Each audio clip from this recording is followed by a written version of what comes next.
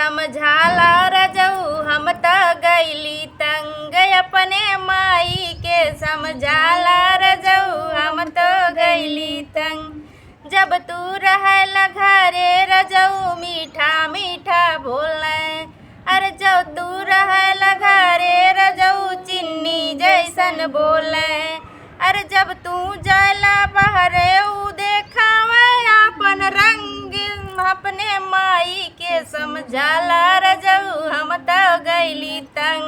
हो अपने माई के समझाला रजऊ हम त गईली तंग। अरे तोहसे तो कुछ ना बोले हम पे हुक्म चलावे, अरे तोहरा से ऊ कुछ ना बोले हम पे हुक्म चलावे। अरे बोली ऐसन बोले जैसे बिच्छू मारे डंक अपने माई के समझाला रजऊ हम त गईली तंग। हो अपना माई के समझाला रजऊ हम त गईली तंग।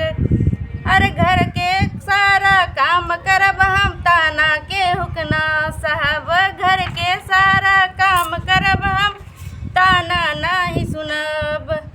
अरे नहीं तो एक दिन खा के जहरा